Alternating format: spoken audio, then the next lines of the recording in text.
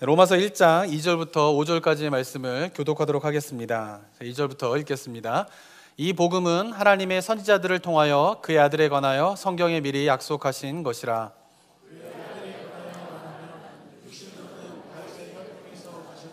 성결의 영으로는 죽은 자들 가운데서 부활하사 능력으로 하나님의 아들로 선포되셨으니 곧 우리 주 예수 그리스도시니라.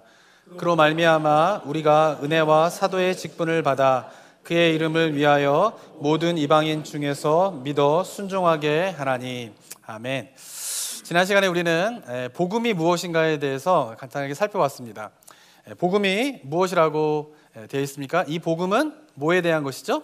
그의 아들에 관한 것입니다. 그래서 복음은 그의 아들에 관한 것입니다. 근데 중요한 것은 뭐냐면 그 아들이 어떤 분이냐면은 육신으로는 다윗의 혈통으로 나셨고 성결의 영으로는 하나님의 아들이라 선포함을 입으셨다라고 되어 있습니다. 지난 시간에 말씀드린 것처럼요, 성경을 좀 이렇게 기억하실 때에 성경의 표현과 성경의 그 흐름 그대로 좀 기억하시는 연습들을 좀 하시면 좋을 것 같습니다. 복음이 무엇인가? 바울이 이야기하는 건 뭐냐면 그 아들에 대한 것인데, 육으로는 다윗의 혈통으로 나셨고 성결의 영으로는 하나님의 아들로 선포되셨다, 이렇게 기억하시는 게 굉장히 중요합니다. 자, 바울은 이렇게 복음이 무엇인가에 대한 내용을 이렇게 설명을 하고 있는데, 이 복음의 내용을 아는 것이 기쁜 소식이 아닙니다. 기쁜 소식, 복음은 무엇이냐면요, 이러한 내용들에 대해서 아는 것에서 그치는 것이 아니라 더 나아가야 할 것이는데, 그것은 바로 그 예수 그리스도를 우리가 어떻게 고백해야 하느냐라고 하는 것이죠. 어떻게 고백해야지 그 예수 그리스도에 대한 사실이 우리에게 구원, 기쁜 소식이 됩니까? 주는, 예수님은 그리스도시요, 그리고 예수님은 어떤 분이에요? 주라고 하는 이 두 가지의 고백이 우리 가운데 있게 될 때에 우리 속에서 그 하나님에 대한 복음의 구원의 기쁨들이 회복되게 된다라고 하는 것입니다. 사랑하는 성도 여러분, 신앙의 순서는요, 먼저 아는 것입니다. 예수님에 대해서 아셔야 돼요. 예수님이 무슨 일을 하셨고요, 그분이 100% 인간이시고 100% 하나님이시다라고 하는 사실을 아셔야 돼요. 십자가에서 무슨 일을 벌이셨고 무슨 일을 행하셨고 하나님께서 그 십자가를 통하여서 어떤 일을 하기 원하시는가를 아셔야 됩니다. 근데 중요한 것은 그렇게 아는 것이 우리에게 구원을 가져다 주는 것은 아니다라고 하는 것이에요. 아는 것에서 끝나버린다라고 하면 그것은 우리에게 구원을 가져다 주는 기쁜 소식이 될 수 없다라고 하는 것입니다. 알고 반드시 나아가야 할 지점이 있는데, 그것은 뭐냐면 바로 예수님에 대한 나의 고백이 무엇이냐라고 하는 것입니다. 우리가 도달해야 할 예수님에 대한 고백 두 가지는요, 예수님은 그리스도이십니다, 그리고 예수님은 주이십니다 라고 하는 이 두 가지의 고백이 있을 때에 그 복음은 우리에게 기쁜 소식이 되고, 그것이 바로 우리에게 구원이 된다라고 하는 사실을 기억하는 저와 여러분이 되기를 소망합니다. 자, 첫 번째로 예수님은 어떻게 우리가 고백되어져야 됩니까? 그리스도로 고백되어져야 합니다. 이 그리스도라고 하는 말은 헬라어인데요, 히브리어로는 이 그리스도라고 하는 말의 히브리어는 메시아라고 하는 것입니다. 메시아는 히브리 말이에요. 그리스도는 헬라어입니다. 그죠? 근데 메시아라고 하는 히브리어의 단어적인 의미는 뭐냐면은 기름 부음을 받은 자라고 하는 뜻이에요. 그래서 기름 부음을 받은 자는 보통 히브리 구약에서 누구냐면 바로 왕입니다. 왕. 그러니까 메시아는 누구냐면 기름 부음을 받은 자인데, 그 기름 부음을 받은 자는 누구라는 거예요? 왕이라는 것이에요. 그래서 예수님은 나의 그리스도이십니다 라고 고백하는 것은 어떤 의미가 있냐면, 예수님은 나의 왕이십니다 라고 고백하는 것이다 라고 하는 것입니다. 그런데 그 왕을 세우신 분이 누구예요? 그 왕에게 기름 부음을 주신 분이 누구예요? 하나님이신 것이에요. 그러니까 예수님은 그리스도입니다 라고 고백하는 것은 하나님께서 기름 부음을 주신 왕이십니다 라는 의미이고, 이 말은 무슨 말이냐면 바로 하나님께서 세우신 유일한 구원자는 예수 그리스도 뿐이십니다 라고 고백한다 라고 하는 것입니다. 예수님도 구원자가 아니라 뭐라고 고백하는 거예요? 예수님만 구원자이십니다 라고 고백하는 것이 바로 예수님이 그리스도이십니다 라고 고백하는 의미임을 기억하시기를 바랍니다. 두 번째로 고백해야 할 고백이 있는데요, 그것은 뭐냐면은 예수님은 주이십니다 라는 고백을 하셔야 됩니다. 우리나라 말로 주라고 번역한 헬라어는 뭐냐면 큐리오스입니다. 큐리오스. 이 큐리오스라고 하는 말의 의미는 뭐냐면 주인, 이런 뜻이에요. 주인. 그러니까 예수님은 나의 주이십니다, 그 말은 예수님은 나의 큐리오스입니다 라고 하는 말인데, 그 말은 무슨 말이냐면 예수님은 나의 주인이십니다 라고 하는 말이에요. 그런데 이 큐리오스라고 하는 말은요, 이 로마서가 쓰여질 당시에는 로마 제국에서는요, 단 한 사람에게만 붙여지는 말입니다. 모든 로마에 있는 사람들의 큐리오스는 단 한 사람이에요. 누구이냐면 바로 황제예요, 황제.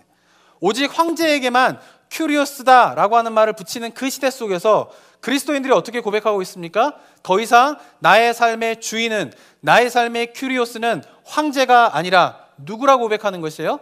예수 그리스도이다 라고 하는 것을 고백하는 것이 바로 이 고백의 의미인 것입니다.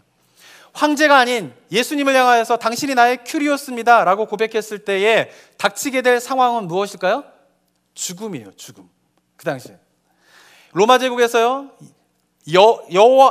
그 황제에게 큐리오스라고 안 하고 예수님에게 큐리오스라고 한다고 하는 것은 목숨과 바꿀 수 있는 일임을 충분히 알았지만, 그러나 그 시대 그리스도인들은 어떻게 고백을 했습니까? 예수님은 나의 큐리오스입니다 라고 고백했다라고 하는 것입니다. 헬라인이나 로마 제국뿐만 아니라요, 이 큐리오스라고 하는 말은 히브리 사람들에게도 굉장히 특별한 언어입니다. 성경을 보면요, 우리가 하나님을 어떻게 이야기하고 있습니까? 여호와 하나님, 또는 어떻게 이야기하고 있어요? 야훼 하나님, 이렇게 이야기를 합니다. 그 이유가 무엇 때문이냐면요, 이 오른편에 보면은 히브리어가 나오는데요, 4글자입니다. 점 같은 거, 집 모양 같은 거, 짝대기 하나, 집 모양 같은 거, 이런 거죠. 순서는 어떻게 가냐면요, 이렇게 읽어야 됩니다. 왼쪽에서 오른쪽으로. 그러니까 한자를 읽듯이 읽어야 되는 것이죠. 근데 그 음가를 보면 어떻게 되냐면 첫 번째가 Y 음가고 H 음가고 W 음가고 H 음가를 가지고 있습니다. 그런데 이 단어의 정확한 발음이 뭔가를 히브리 사람들이 잃어버리게 돼요. 왜냐하면 성경에 이 단어가 나오게 되면요, 이 단어를 발음할 수가 없어요. 십계명 제3계명에 보면 하나님의 이름을 망령되이 일컫지 말라라고 되어 있는데, 하나님의 이름을 망령되이 일컫다가 어떻게 돼요? 죽을 수도 있는 거예요. 그러니까 자기가 부지부식간에 잘못을 했는데, 잘못을 한 상태에서 성경에서 하나님의 이름을 잘못 읽어버리면 어떻게 되는 거예요? 망령되이 일컬으면서 죽을 수도 있기 때문에 히브리 사람들은 히브리 성경을 읽으면서 이 단어가 나오면 이 단어가 본래 갖고 있는 발음을 하지 않았어요. 그러다가 히브리 말을 잊어버리게 되면서 이 단어의 발음을 잃어버리게 돼요. 그래서 추정하는 게 뭐냐면은 이 단어의 발음이 여호와일 수도 있고, 또는 이 단어의 발음이 야훼일 수도 있는 거예요. 그래서 어떤 사람들은 이 단어를 보면서 여호와 이렇게 이야기하기도 하고, 어떤 사람은 이 단어를 보면서 야훼 이렇게 이야기하고 또 하지만 정확한 단어의 발음은 잃어버린 것이에요. 그런데 히브리 사람들이 그럼 이 성경을 읽다가 이 단어가 나오면 이 단어가 가지고 있는 발음을 하지 않는 대신에 대신하는 말이 있었는데, 그것이 뭐냐 하면은 아도나이라고 하는 단어예요. 이 단어가 나오면 이 단어가 본래 갖고 있는 그 발음을 하지 않고 그냥 아도나이 그러고 넘어가는 거예요. 아도나이. 그러니까 이 아도나이는 뭐예요? 여호와 하나님을 의미하는 히브리어의 또 다른 단어인 것이죠. 그런데 이 아도나이라고 하는 히브리 단어를 헬라어로 번역을 할 때에 번역되어진 단어가 뭐냐면 바로 큐리오스예요. 큐리오스. 히브리 성경을 헬라어로 번역하게 되는 과정이 있게 되는데요, 그 헬라 성경을 번역하는 것이 70인경인데 그 70인경을 번역할 때에 이 단어가 나오면 사용했던 헬라어의 단어가 뭐냐면은 바로 큐리오스라고 하는 단어인 것이죠. 그러니까 예수님 당시에 또는 로마서가 쓰여질 당시에 히브리인들에게 큐리오스는 누구뿐이에요? 여호와 하나님뿐이셨던 것이에요. 그런 시대 속에서 그리스도인들이 지금 누구를 향하여서 당신은 나의 큐리오스입니까? 라고 고백을 하는 것이에요. 예수님을 향하여서. 그래서 히브리 사람들 가운데에 그리스도인이 되어서 예수님을 향하여서 당신은 나의 큐리오스입니다 라고 고백을 한다라고 하면 그 히브리 사회에서는 그들이 당해야 할 상황이 무엇일까요? 바로 죽음인 것이에요. 왜냐하면 여호와 하나님 이외에 다른 사람에게 큐리오스 하는 것은 신성모독이고, 그리고 신성모독은 율법에 따르면 죽이게 돼 있기 때문에 그렇다라고 하는 것입니다. 그러니까 이 큐리오스라고 하는 말은 로마 제국에서도 헬라 사람들에게도 히브리 사람들에게도 이 큐리오스라고 하는 말을 예수님은 나의 큐리오스입니다 라고 말하게 됐을 때에 당할 수 있는 상황이 무엇일까요? 죽음인 것이에요. 죽음. 그러나 그럼에도 불구하고 그리스도인들은 예수님을 향하여서 어떻게 고백하고 있습니까? 당신은 나의 큐리오스, 당신은 나의 주, 당신은 나의 주인이십니다 라고 고백했다라고 하는 것입니다. 요한계시록에 보면요, 7개의 교회에다가 편지를 보내는 내용이 나오게 됩니다. 그 가운데서 서머나 교회라고 하는 곳이 나오는데, 이 서머나 교회에 교부로 일했던 폴리갑이라고 하는 분이 계십니다. 이분은 AD 2세기 중엽에 사셨던 분인데, 이 폴리갑이 그 교부로서 사역을 했을 당시에는 로마 제국에 황제를 숭배하는 사상이 팽배해져 있던 시대예요. 그렇기 때문에 그리스도인들은 황제 숭배를 하지 않았다는 이유만으로 처형을 당한 시대였습니다. 폴리갑도요, 그렇게 하나님에서 믿음을 지키다가 86세가 되었을 때에 그가 황제를 숭배하지 않는다는 이유만으로 체포를 당하게 됩니다. 그러면서 체포를 당할 때에 지금으로 말하면 경찰과 같은 사람이 그 폴리갑에게 이야기를 합니다. 뭐라고 이야기하냐면, 가이사는 황제의 이름이죠. 가이사가 큐리오스라고 해라. 그에게 향을 피우고 자신을 구하는 것이 도대체 무슨 해가 되느냐라고 하면서 폴리갑을 설득했습니다. 그러자 폴리갑은 나는 당신들이 나에게 제시하고 있는 것을 하지 않을 것입니다 라고 대답을 했고, 그는 체포를 당하여서 경기장으로 끌려가게 됩니다. 경기장에선 폴리갑을 향하여서 그 지방의 총독이 다시 한번 묻습니다. 가이사를 수호신으로 맹세하라. 가이사가 너의 큐리오스라고 대답을 해라 라고 이야기를 합니다. 그리고 무신론자들은 없어버리라 라고 외쳐라 라고 이야기를 합니다. 그런데 폴리갑이 그 경기장에 있는 수많은 사람을 향하여서 외칩니다. 무신론자들은 없어져 버려라 라는 말은 외칩니다. 그런데 가이사는 나의 큐리오스입니다 라고 하는 총독의 말은 지키지 않습니다. 그 말을 하지 않는 폴리갑을 향하여서 총독이 다시 한번 이야기합니다. 그리스도를 욕해라. 그리고 가이사가 큐리오스라고 대답을 해라. 그럴 때 폴리갑이 이렇게 대답을 합니다. 나는 86년 동안 나는 그분의 종이었습니다. 예수님은 나의 큐리오스였습니다. 그동안 그분은 나에게 아무런 잘못도 하지 않으셨습니다. 그런데 내가 어떻게 나를 구원하신 왕을 모독할 수 있겠습니까? 라고 대답을 하게 됩니다. 그러자 총독이 다시 한번 묻습니다. 가이사로 맹세하라. 그럴 때 폴리갑이 이야기합니다. 나는 그리스도인입니다. 이제 여러분들이 기독교의 교리를 배우기 원한다면 시간을 정하고 나에게 들으십시오. 그러자 총독이 이야기합니다. 나에게는 맹수들이 있다. 내가 마음을 바꾸지 않는다면 너를 그 맹수들에게 던질 것이다. 그러자 폴리갑이 대답합니다. 맹수들을 부르십시오.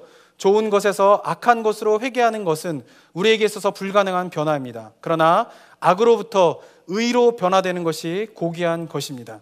그러자 내가 맹수를 무서워하지 않는구나. 그렇다면 내가 너를 불에 태우겠다라고 총독이 이야기합니다. 그러자 폴리갑이 대답하는 것은 당신은 오직 잠깐 태우고 잠시 후에 소멸되는 불로 나를 위협하고자 합니다. 그런데 당신은 악한 죄인들을 위해 예비된 다가오는 심판과 영원한 형벌의 불을 모르고 있습니다. 자, 당신이 원하는 것을 행하십시오 라고 하곤 저렇게 불에 타 화형에 처하여서 순교하는 일을 일어나게 되었습니다. 폴리갑이 왜 순교하게 되었습니까? 가이사가 나의 큐리오스가 아니라 예수님이 나의 큐리오스입니다 라고 고백했기 때문에 그런 것입니다. 이 시대 속에서 예수님은 나의 주인이십니다, 예수님은 나의 주이십니다 라고 하는 고백은요, 목숨과 관련된 것이었어요. 그래서 이 로마서가 쓰여질 당시에는요, 예수님을 향하여서 나는 주이십니다 라고 고백하는 것과 예수님은 나의 그리스도입니다 라고 하는 고백이 분리될 수가 없었어요. 물론 그 가운데서도요, 예수님의 생애를 보면서 예수님이 정말 하나님이시겠구나, 예수님이 구약에 예언된, 그리고 정말 예수님께서 십자가에 못 박혀 죽으신 것이 하나님의 뜻이겠구나, 그가 정말 하나님이 보내신 메시아겠구나 라고 하는 것을 깨달은 사람이 있었어요. 예수님이 그리스도이구나 라고 하는 것을 깨달은 사람이 있었어요. 그러나 그것을 고백하게 되었을 때에, 그런데 그 예수님이 나의 큐리오스입니다 라고 고백했을 때에 목숨을 내놓아야 했기 때문에, 예수님이 그리스도임을 알았지만, 예수님이 메시아임을 알았지만, 그러나 예수님을 나의 큐리오스입니다, 나의 주이십니다 라고 고백하지 못한 사람들이 있었다라고 하는 것입니다. 그런데 이렇게 예수님이 그리스도임을 깨닫고도 예수님이 나의 주인이십니다, 나의 큐리오스입니다 라고 고백하지 않은 사람들은 그리스도인이 아닌 것입니다. 그리스도인은 누구입니까? 예수님을 나의 그리스도이십니다, 예수님이 나의 큐리오스입니다 라고 고백할 수 있는 자들이 그리스도인인 것입니다. 사랑하는 성도 여러분, 이제도 마찬가지입니다. 그리스도인이 누구입니까? 예수님을 향하여서 그분이 2000년 전에 십자가에 못 박혀 죽으셨다, 100% 인간이시면서 100% 하나님이셨다 라고 하는 사실을 아는 자들이 그리스도인이 아니에요. 그 사실을 알고 난 다음에 반드시 고백해야 될 고백이 있는데 그 고백은 무엇입니까? 그 예수님은 나의 그리스도이십니다. 나의 메시아이십니다. 나의 왕이십니다. 라고 고백할 뿐만 아니라 그 예수님을 향하여서 어떻게 고백하는 자가 그리스도입니까? 예수님은 나의 주인이십니다. 주이십니다. 큐리오스입니다. 라고 고백하는 자가 그리스도인인 것입니다. 그런데요, 로마 시대 때와 달리요, 이 시대는요, 이 두 가지가 분리되어 있는 경우가 참 많이 있어요. 그리스도라고 하는 것을 알지만 주라고 고백하지 않는 그런 무리들이 많이 있습니다. 특별히 이단들 가운데에 이런 가르침을 하는 이단들이 참 많이 있습니다. 기독교 역사 속에서 18세기에 영국에서 큰 부흥이 일어나게 됩니다. 근데 그 부흥이 막 일어나게 될 때에 산데만주의라고 하는 이단이 득세를 하게 되는데요, 많은 사람들이 그 산데만주의에 그들의 신앙을 빼앗겨버리는 일들이 많이 일어나게 됩니다. 근데 그 산데만주의에서 가르쳤던 것이 무엇이냐면요, 예수가 그리스도라고 하는 것을 인정하기만 하면, 말하기만 하면 구원받는다라고 하는 것이에요. 네. 맞는 이야기 같죠, 그죠? 근데 그 속에 담겨져 있는 말은 뭔지 아세요? 예수님을 그리스도이다라고 하는 것을 인정하고 그것을 말하기만 하면 다 해결된다는 거예요. 다 구원받는다는 거예요. 뭐가 뒤따르지 않아도 구원받는 거예요? 삶이 뒤따르지 않아도.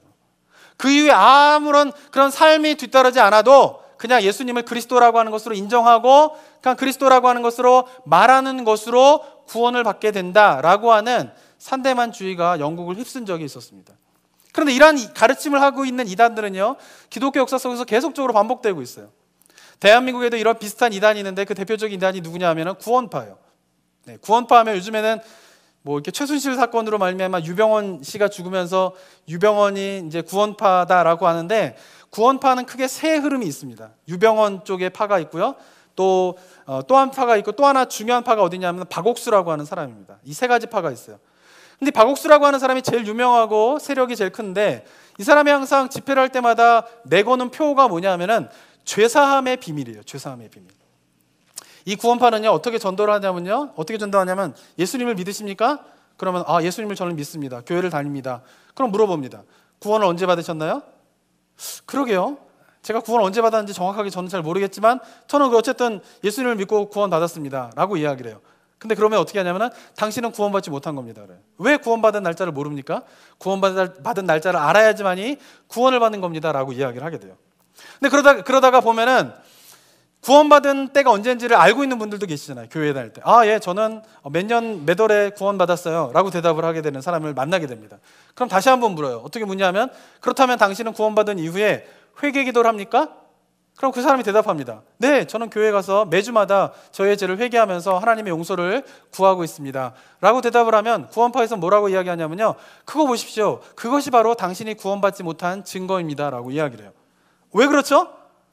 그들이 이야기하는 건 뭐냐면, 예수님을 믿었다면 죄사함을 받은 것이고, 예수님을 믿었다면 죄사함을 받은 것은 과거, 현재, 미래의 모든 죄사함을 받았는데 여전히 죄의 용서를 구하고 있다라고 하면 당신은 뭐예요? 구원받지 못한 것이다 라고 하는 것이죠.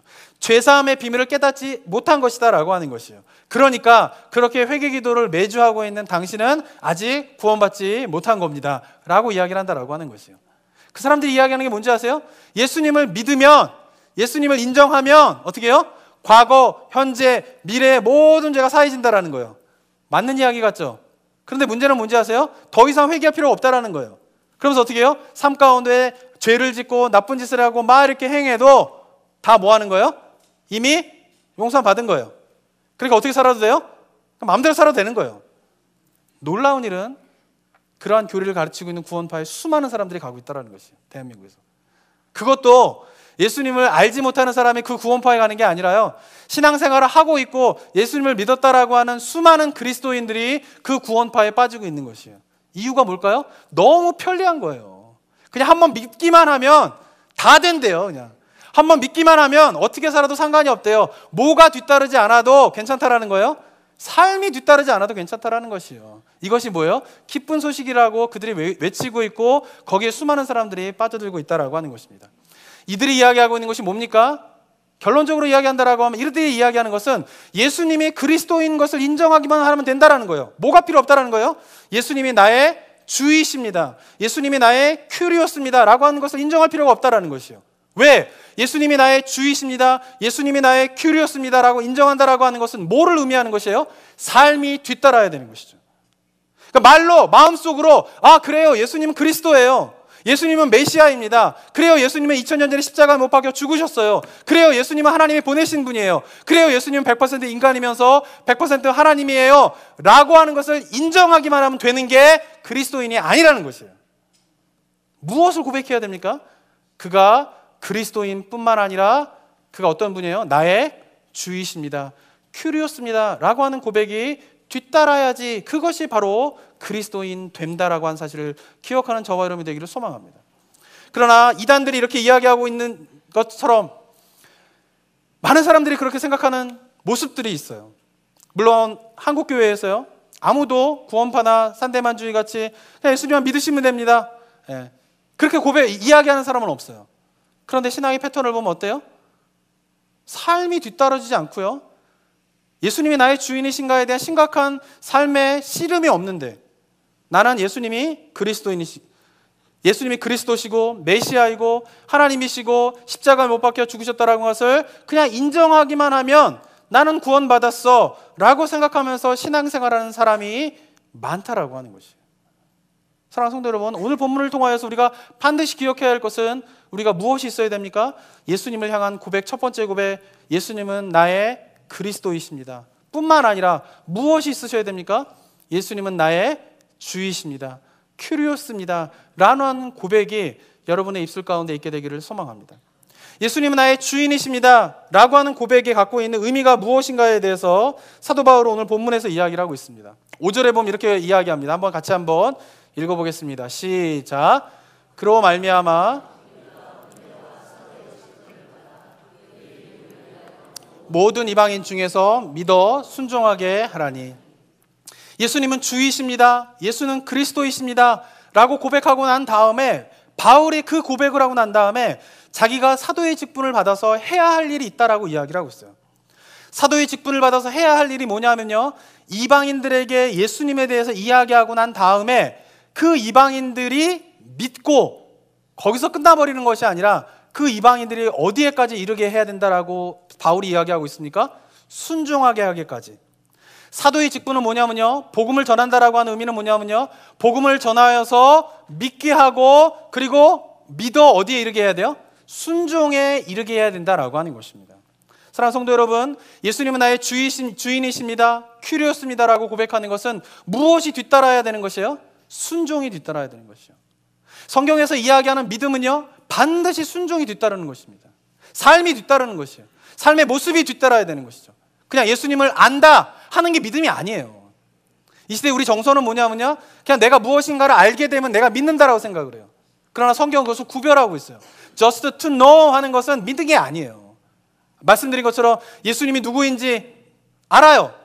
100% 인간이고 100% 하나님인 걸 알아요. 그런데 그 아는 것이 믿음이 아니다라는 것이에요. 믿음은 뭡니까? 뭐가 뒤따르는 게 믿음이에요? 순종이 뒤따르는 게 믿음이다라고 하는 것입니다. 마음으로 믿고 그냥 입으로 나는 예수님을 그리스도라고 믿어요 라고 말하는 것으로 끝나버리는 것이 아니라 반드시 뒤따라야 할 것이 뭐냐면은 순종이 뒤따라야 된다라고 하는 것입니다. 그런데 그리스도의 삶 가운데 그 순종이 뒤따르지 않았는데도 나는 그냥 just to know who Jesus is, 예수님이 누군가를 나를 알아요, 나는 그것을 받아들이고 있어요, 어그리하고 있어요 정도만 가지고 내가 믿음을 가지고 있다라고 생각하며 신앙생활하는 경우가 얼마나 많이 있습니까? 사랑하는 성도 여러분, 우리가 로마서를 통하여서 하나님의 말씀 앞에서 다시 한번 서게 되면서 기억해야 하셔야 될 것은 just to know 하는 것은 뭐예요? just to agree 하는 것은 믿음이 아니라는 것이에요. 믿음은 반드시 뭐가 뒤따라야 됩니까? 순종이 뒤따라야 되는 거예요. 율법에 대한 관심이 있으셔야 돼요. 그 말씀을 어떻게 순종하고 어떻게 따를까에 대한 삶의 처절한 씨름이 있는 자가 바로 예수님을 나의 큐리오스입니다라고 고백하는 자임을 기억하시기 바랍니다. 그런데 그런 관심이 없어도 그냥 우리 삶 가운데 내가 예수님에 대해서 안다라고 하는 사실만으로 내가 구원받았다라고 생각하면서 신앙생활하는 경우가 너무나 많이 있는데, 그 이유 중에 하나는 구원의 정확한 의미가 무엇인가를 잘 모르기 때문에 그래요. 구원을 받게 된다라고 하는 것이 무엇일까요? 내가 예수님을 믿게 되면요, 일어나는 일이 있어요. 그것은 뭐냐면 신분의 변화가 일어납니다. 내가 어둠의 자녀였는데요, 사단의 종로로 타고 있었는데요, 신분의 변화가 일어납니다. 빛의 자녀로, 하나님의 자녀로 신분의 변화가 일어나는 거예요. 그러면서 일어나게 되는 일은 뭐냐면요, 종말의 때에 예수께서 오셔서 심판하시게 될 건데, 내가 예수 그리스도를 믿음으로 하나님의 자녀가 되었기 때문에 그 종말의 때에 심판에서 면제될 거예요. 그리고 우리는 어디로 가게 됩니까? 하나님께서 준비해 놓으신 새하늘과 새 땅, 천국으로 가게 될 것이에요. 그런데 구원의 의미는 이 사실만을 기억한다라고 하면 구원의 의미의 절반만을 알고 있는 것이에요. 물론 이거는 굉장히 중요한 구원의 의미입니다.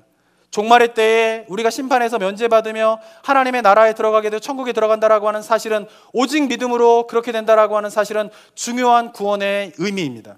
그런데 이것만으로만 구원을 생각한다라고 하면 구원의 50%만 아는 것이죠. 왜냐하면 이 의미는 구원의 미래적인 의미에만 해당되기 때문에 그렇다라고 하는 것이에요. 구원은 어떤 의미가 또 있습니까? 현재의 의미가 있는 것이에요. 현재의 의미가.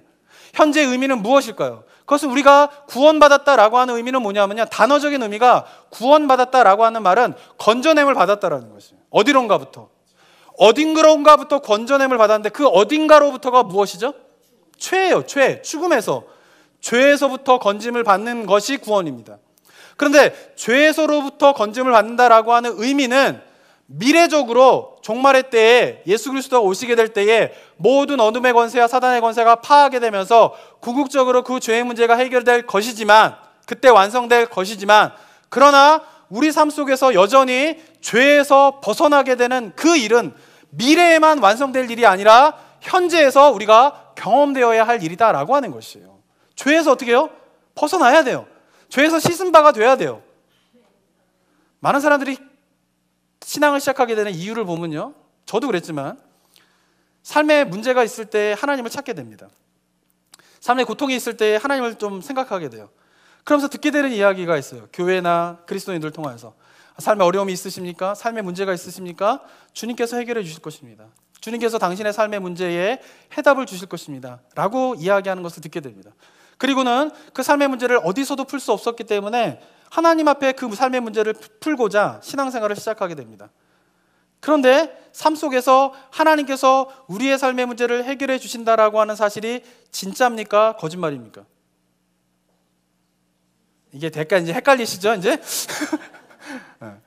하나님이 우리의 삶의 문제를 해결해 주신다라는 말이 진짜예요? 거짓말이에요? 진짜란 말이에요.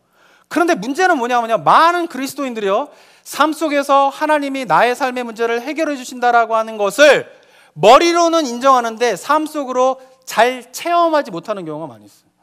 이유가 무엇 때문일까요? 하나님이 일하지 않기 때문이에요? 하나님이 약속하시고든 거짓말하셨기 때문이에요? 그게 아니에요.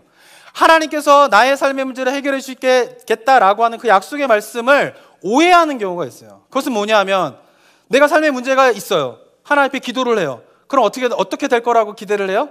나는 가만히 있고 하나님이 짠 나타나셔가지고 삶의 문제를 어떻게 해요? 해결해 주시는 거예요. 하나님 삶의 문제를 해결해 주시는군요.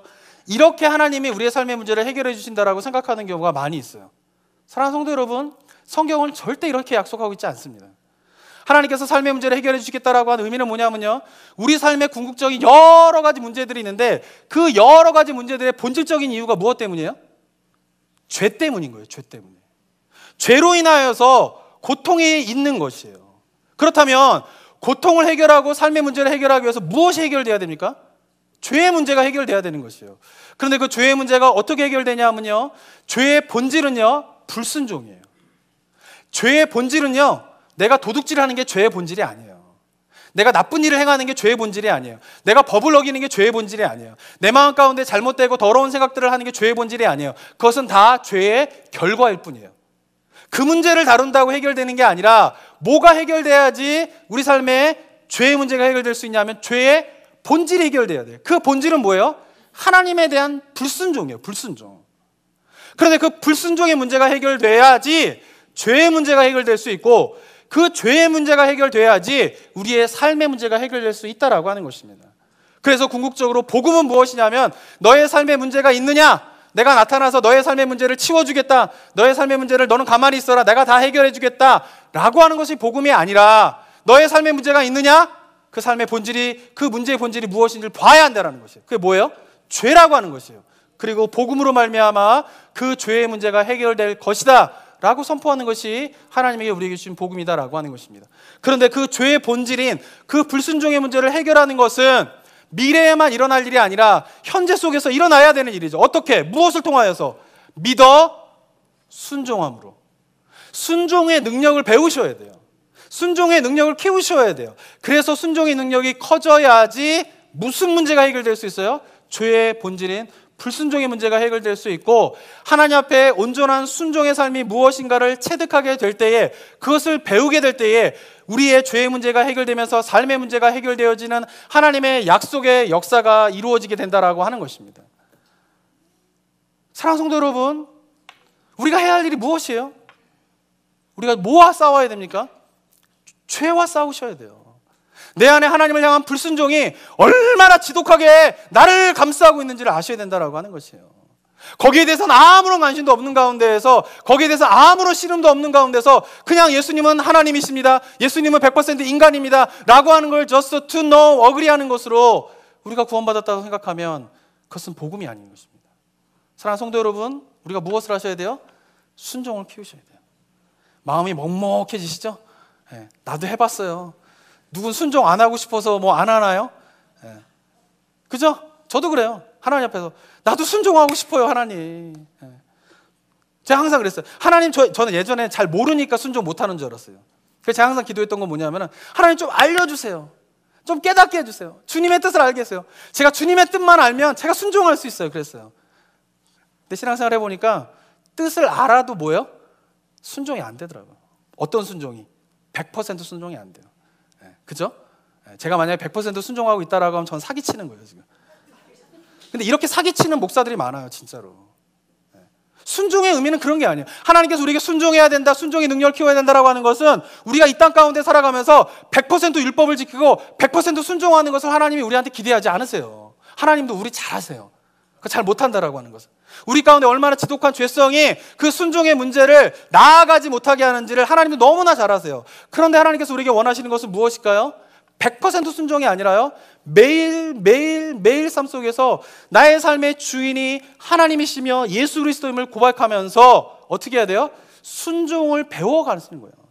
실패할 때도 있죠. 넘어질 때도 있죠. 순종하지 못할 때도 있죠. 그러나 어떻게 해야 돼요? 계속 하나님의 말씀을 붙잡고 순종하고 씨름하는 그 애씀의 삶, 노력의 삶, 그것이 뭐예요?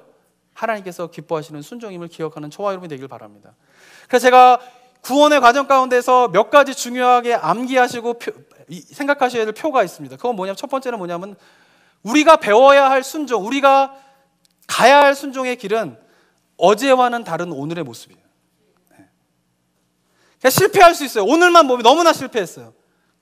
그런데 어제와 비교할 때보다 오늘 조금 더 나은 순종의 삶을 살았다라고 하면, 그것이 바로 예수님은 나의 큐리오스입니다, 예수님은 나의 주이십니다 라고 하는 고백의 삶인 것입니다. 사랑하는 성도 여러분, 그러면서 우리가요, 신앙의 연수가 더해가면서요, 이 순종의 능력이, 순종의 삶이 어떠한 것인가를 우리 안에서 깊이 있게 깨닫게 되면서 우리의 삶의 문제를 붙잡고 있는 그 죄의 문제, 그 불순종의 문제를 해결해 가면서 정말 복음으로 말미암아 그리스도 안에서 우리가 죄의 문제를 저 미래에만 맛보게 되는 것이 아니라 이 땅 가운데 이 현세 속에서 우리 삶 속에서 역사하고 계신 나의 주인 되신 예수 그리스도의 능력으로 말미암아 우리가 하나둘씩 불순종의 문제를 해결하면서 불순종과 죄로 말미암아 우리 삶을 묶고 있는 삶의 문제가 하나둘씩 자유케 되어지는 그런 은혜를 경험하는 저와 여러분이 되길 소망합니다. 그것이 바로 예수 그리스도의 십자가를 통하여서 우리에게 주시고자 하는 복음의 의미인 것입니다. 바라기는 우리가 매일매일 예수 그리스도 앞에서 주님을 향한 고백이 있게 되기를 원합니다. 예수님은 나의 그리스도이십니다. 예수님은 나의 주인이십니다. 이 고백이 날마다 드려지는 저와 여러분이 되길 소망합니다. 기도하겠습니다. 이 시간 함께 기도하며 나아갈 때에 사랑하는 성도 여러분, 이미 이 가운데에는 예수님을 향하여서 입술을 열어서 예수님은 나의 그리스도이십니다, 예수님은 나의 주이십니다 라고 고백한 성도님들 계실 것입니다. 이 시간 다시 한번 주님 앞에 고백하며 나아갈 때에 정말 순종의 삶을 살겠습니다 라는 결단의 고백으로 다시 한번 그 입술을 열어 고백하는 우리 성도님 되길 원합니다. 그러나 이 자리 가운데 혹시라도 교회를 다니셨지만 단 한 번도 예수님을 향하여서 예수님은 나의 그리스도이십니다, 예수님은 나의 주인이십니다, 내가 순종하며 살아가겠습니다 라는 고백을 드리지 않으신 분이 이 가운데 있다라고 하면 도전합니다. 지금 이 시간 입술을 열어 주님 앞에 고백하시기 바랍니다. 그 고백 위에 하나님의 구원의 은총이 임하게 될 것입니다. 함께 기도하며 나아가도록 하겠습니다. 아버지 하나님, 은혜 감사드립니다. 주님께서 허락하여 주신 이 시간 온전한 마음으로 주님을 기도하며 간구하며 나아갈 때에 하나님에게 아버지를 온전히 바라보며 가며 나아가는 아버지 이 시간이 될 수 있도록 인도하여 주시고 주님 붙잡아 주시옵소서. 주님에게 아버지 한 온전한 마음으로 바라보며 기도하며 나아갑니다. 하나님 이동한 시간 가운데 예수님이 나의 그리스도이시며 아버지 예수님이 나의 주이시며 하나님 예수님이 나의 아버지 삶의 주이시며 날마다 고백하며 하나님 것을 인정하며 나아가는 성령을 낼 수 있도록 인도하여 주시옵소서. 그런 가운데 우리가 누려야 할 구원의 은총이 미래에만 있는 것이 아니라 아버지 이 시대 속에서 우리의 삶의 현장 가운데서 아버지 이 시대의 삶 속에서 누려지게 되는 은혜가 있는 아버지 우리를 도와주시옵고 이 시간에 주님을 들어 주님 앞에 처음으로 하나님 고백한 영혼들 가운데 하나님 주님의 구원의 은총을 허락하여 주시옵소서. 주님의 구원의 은혜를 허락하여 주시옵소서. 하나님의 구원의 은혜를 바라보며 나아가는 은혜가 있을 수 있도록 주님 도와주시옵소서. 구하며 나아가며 주님 도와주시옵소서.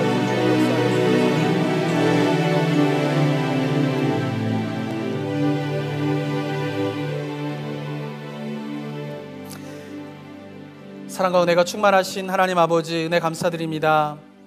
죄악 가운데 있는 우리를 그냥 내어버려 두지 아니하시고 독생자 예수 그리스도를 보내셔서 십자가에 못 박혀 죽으심으로 우리를 죄에서 건져내신 하나님의 은혜에 감사드립니다. 하나님이 구원의 은혜를 아버지 앞에 입술을 열어 예수님은 나의 주이십니다, 예수님은 나의 그리스도이십니다 라고 고백하는 영혼들에게 임하게 하여 주시옵소서. 이미 고백한 영혼들이 있습니다. 날마다 주님 앞에 순종의 삶을 다짐하며 이 고백이 날마다 깊어지는 우리 성도님들 되게 하여 주시옵소서. 혹시라도 이 자리 가운데에 처음으로 예수님을 향하여서 예수님은 나의 주이십니다, 내가 순종하며 살겠습니다, 예수님은 나의 그리스도이십니다 라고 고백한 영혼이 있다면 하나님 그 영혼의 고백 위에 구원의 은혜를 허락하여 주시옵소서. 그 삶 가운데에 이 땅 가운데서 마땅히 누려야 할 구원의 기쁨을 맛보며 살아가는 은혜가 있을 수 있도록 주님 동행하여 주시옵소서. 은혜 감사드립니다. 예수 그리스도의 이름으로 기도드립니다. 아멘.